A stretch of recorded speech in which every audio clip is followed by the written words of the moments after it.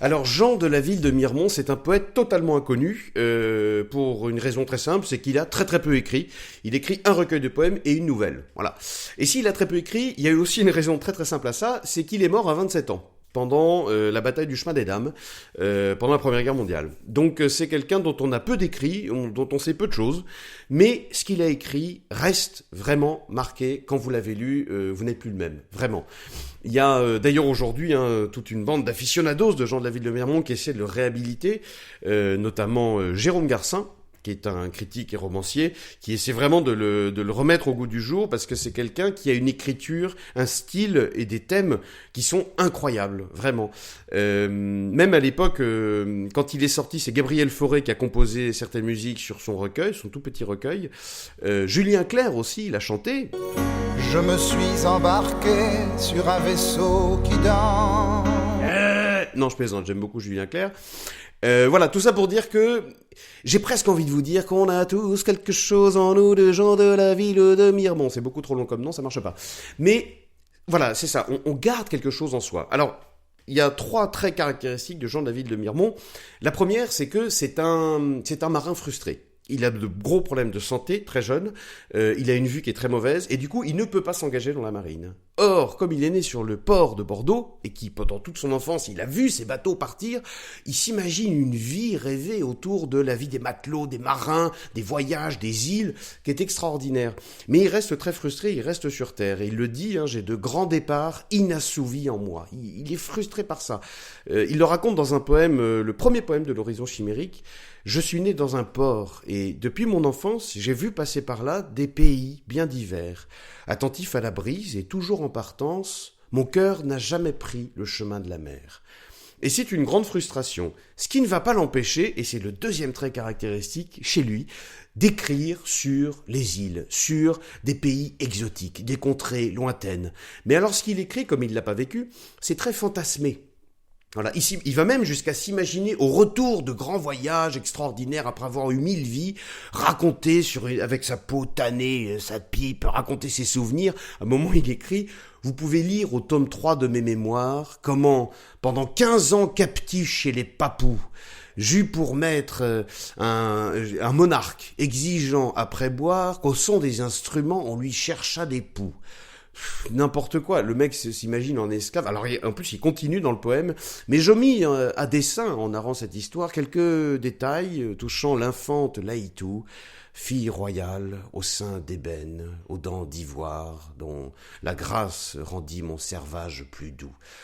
Voilà, il s'imagine en esclave de princesse royale, noire, avec des seins magnifiques. Enfin, c'est complètement fantasmé. Alors évidemment, il n'y a pas que le côté charnel chez lui, il y a aussi beaucoup de paysages, de parfums, d'odeurs, de souvenirs, d'alcool, de papous, de rencontres, d'oiseaux, enfin, c'est foisonnant comme la jungle, quoi. C'est incroyable. Et ce qui est marrant, c'est qu'il n'a jamais quitté la France, cet homme-là. Il n'a jamais voyagé de sa vie, et pourtant, quand on le lit, on y est. C'est extraordinaire. Et puis, la troisième chose qu'il faut retenir de lui, c'est que c'est un... Je vais pas dire qu'il est misanthrope, mais c'est quelqu'un qui vit vraiment en marge. Il a une vie très banale, il travaille dans l'administration, après des études de droit, qui l'ennuient. Mais ça l'intéresse pas, tout ça. Lui, c'est un poète. Il voit beaucoup plus haut, beaucoup plus loin. Et il met en exergue les poètes. Il dit, en voyant leur front dégarni au fait, les gens au courant les disent poètes. Ils ont des cœurs plus grands que nature. On n'a pas encore trouvé leur pointure. Pour lui, le poète, c'est quelqu'un qui vit bien au-dessus des détails quotidiens d'une vie banale et courante dont il se fout, lui, éperdument.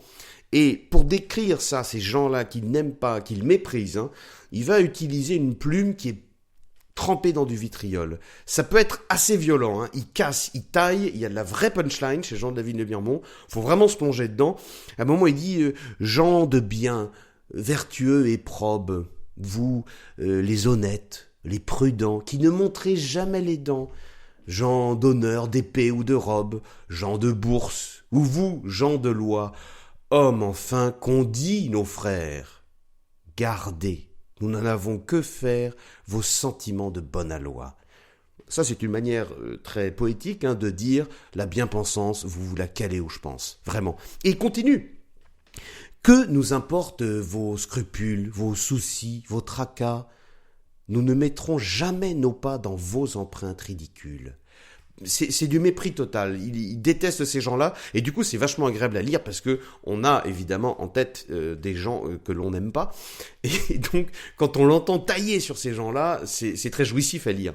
Il va même jusqu'à écrire un poème de rupture qui finit comme ça. Oui, de ton cœur j'ai fait le tour, ce fut un jeu sans importance. Tu peux reprendre ton amour, je garde mon indifférence. Voilà, c'est extraordinaire de cynisme, de violence, et c'est extraordinaire de rêverie. Je vous invite vraiment à lire Jean de la ville de Miremont, parce qu'une fois qu'on l'a lu, on n'en sort vraiment pas le même, je vous promets. C'est très court, c'est très simple, c'est très accessible. C'est de la vraie poésie qui parle, qui fait rêver, qui fait voyager, qui fait respirer. Ça fait énormément de bien. Donc je vous mets en dessous le lien Wikisource, le lien aussi du roman de Jérôme Garcin à propos de Jean de la ville de Miremont qui s'appelle Bleu Horizon, le lien vers la chanson de Julien Clerc, encore une fois que j'aime beaucoup et qui n'est pas une chèvre. Et puis voilà, il y a des petits bouts d'un dernier poème avant de se quitter. Il raconte il se met dans la peau d'un mec qui raconte ses souvenirs. Il dit: je porte au gros orteil un anneau d'or massif. Je porte au bas du ventre un tatouage obscène. Je porte au bas du dos la trace d'un coup de boomerang. Mais je porte dans mon cœur, à l'abri des atteintes du temps et de l'oubli, le souvenir futile d'une créole de Saint-Pierre, aux lèvres peintes, dont les baisers grisaient comme le vin des îles. Je vous souhaite un très bon voyage avec Jean de la ville de Miremont et je vous dis à très très bientôt.